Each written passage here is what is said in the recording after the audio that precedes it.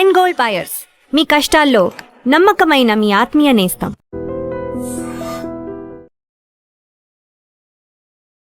నమస్తే రమ్మగారు. నమస్తే జయ. రమ్మగారు, వారాహి నవరాత్రులు మొదలవుతున్నాయి.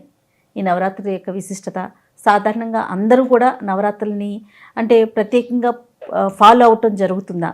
కొంతమంది మాత్రమే చేస్తారా? ఏంటిది వారాహి నవరాత్రులు? అంటే గుప్త నవరాత్రులు అని చెప్పబడతాయి. గుప్త నవరాత్రులు సాధారణంగా మనం 2 నవరాత్రులు భారతదేశం అంతా చేయబడుతుంది. అందరూ సార్వజనీనంగా వీరు వారు చిన్న పెద్ద తేడా లేకుండా, కుల విచక్షణ లేకుండా చేస్తాం.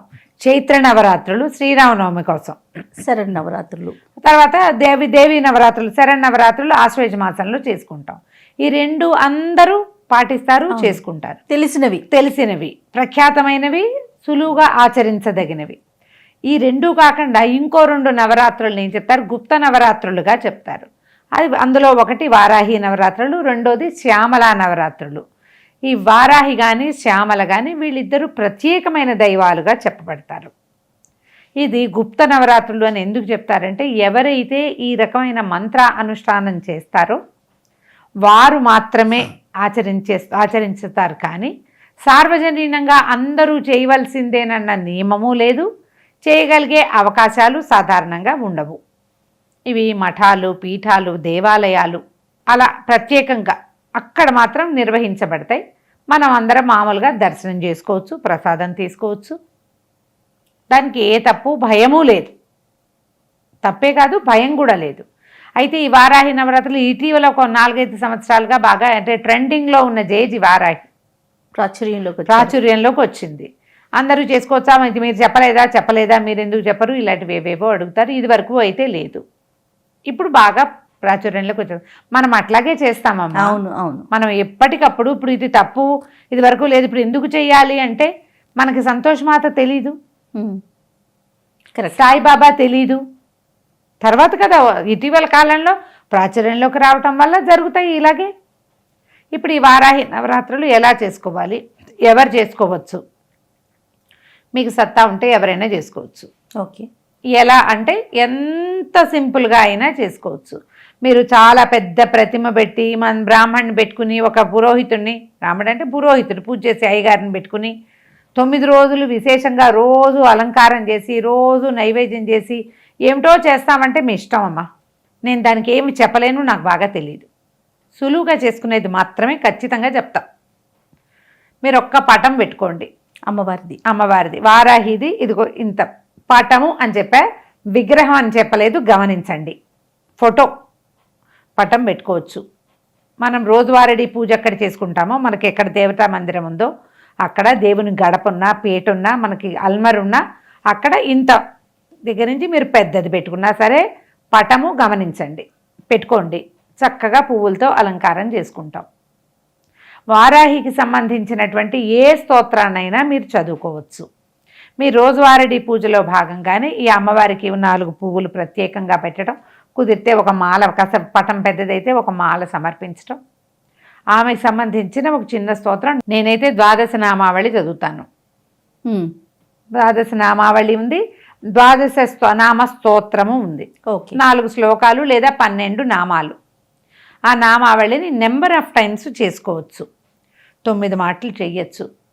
12 నామాలే కదా, 11 సార్లు చెయ్యొచ్చు, 21 చెయ్యొచ్చు, 40 చేయొచ్చు, 108 చేయొచ్చు, మీకు సమయం ఉంటే. ఆ నామాలని రటనగా చేసుకుని అమ్మవారికి ప్రత్యేకంగా ఏదైనా నివేదన చేసి పెట్టండి. మీ రోజువారీ నివేదనతో పాటు వారాహికి ప్రత్యేకంగా నివేదన. ఎలాంటి నివేదన చేయాలండి? మీరు అన్నము నివేదన చాలా మంచిది. తెల్లన్నం అన్నం అంటే దాంతో పులగం లాంటి, ఒట్టి తెల్లన్నం కాకుండా పులగం చేసి పెడితే కనుక రోజువారీ పులగం చేయొచ్చు. ఏదైనా 9 రోజుల్లో ఒక్కరోజు చేసుకుంటానండి అంటే పంచమి నాడో, షష్ఠి అష్టమి నాడో మీ ఓపిక చేసుకోవచ్చు. 9 రోజులు ఒట్టిగా చదువుకుంటానంటే ఒక్కసారి చదువుకోండి 12 నామావళి. ఇవి ప్రత్యేకమైనవి, మంచివి. ఏంటంటే దైవ సాన్నిధ్యం కలిగిన రోజులు ఇవి. అవును, సన్నిధానం ఉంటుంది. ఈ రోజుల్లో అమ్మవారు సుప్రసన్నంగా ఉంటుంది, పిలిస్తే పలుకుతుంది.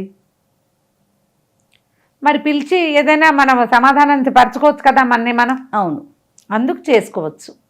అన్న నివేదన మంచిది. ఒకవేళ లేదు మీకు కుదరదు, అట్లా పళ్ళు నివేదన పెట్టండి, పాలు పెట్టండి, పానకం పెట్టండి, ఉమ్. ఏదైనా పెట్టచ్చు. షోడశోపచారాలు చేసుకుంటాము అంటే కనుక మీకు గౌరీ పూజ అవి అలవాటు ఉన్న వాళ్ళు లక్ష్మీ పూజ గౌరీ పూజ ఉంటే షోడశ అర్చనలు చెప్తాం కదా మన ఉపచారాలు, ఆ ఉపచార మంత్రం చెప్పి వారాహి నామధేయం చెప్పుకుని ఉపచారం చెప్పుకోవచ్చు.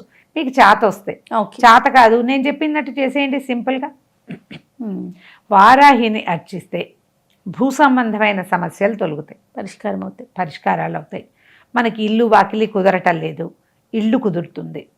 ఇంట్లో ఏదో స్టెబిలిటీ లోపంగా ఉంటుంది, ఎప్పుడు కొట్లాటలు అవుతూ ఉంటాయి, శాంతి లేదనిపిస్తుంది, ఓకే. ఆ సమస్య వారాహి వల్ల తీరుతుంది.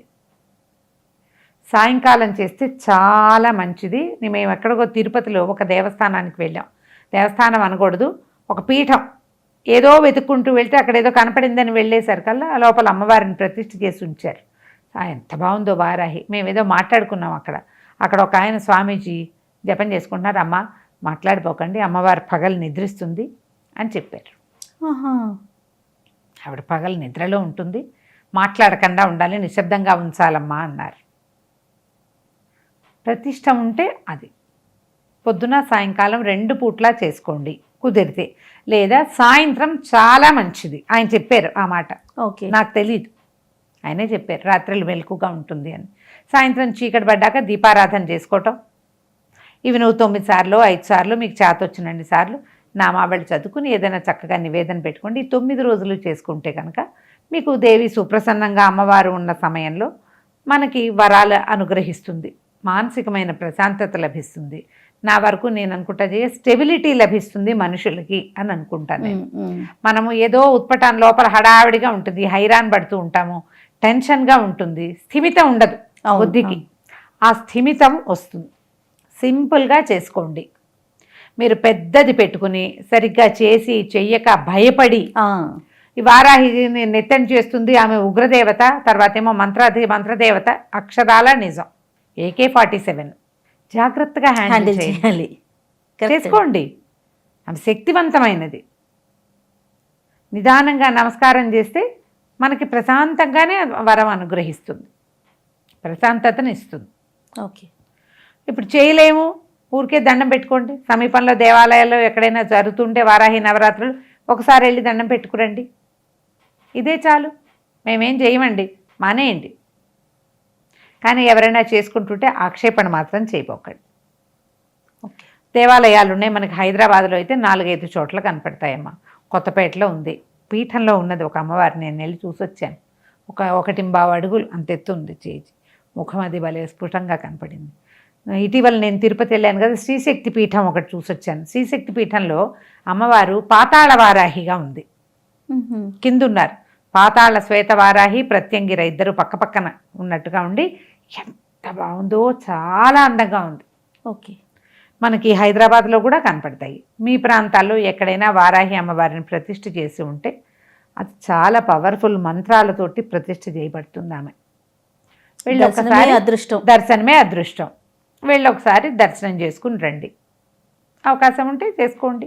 అక్కడికి వెళ్ళినప్పుడు మనకి ద్వాదశ నామావళి ఉంది, నోటికి వచ్చేస్తుంది కదా, చిన్నది కదా, చక్కగా నామావళి చెప్పుకోండి, సరిపోతుంది, చేసుకోవచ్చు. అంత భయపడక్కర్లేదు అని చెప్తున్నాను నేను. రైట్.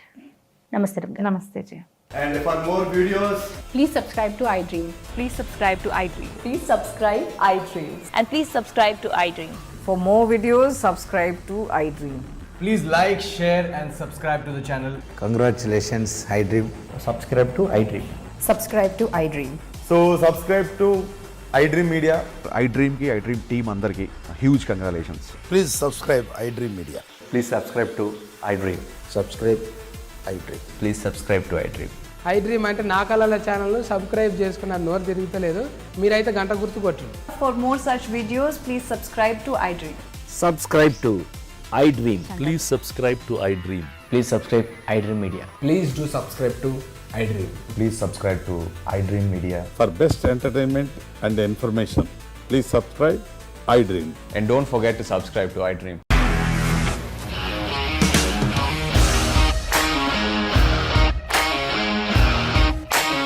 ఇండస్ట్రీలో కమిట్మెంట్ ఇష్యూస్ వస్తే నీకు కూడా వచ్చినట్టు మార్నింగ్ తీసుకెళ్ళాలంటే కొట్టి పడేస్తాడు.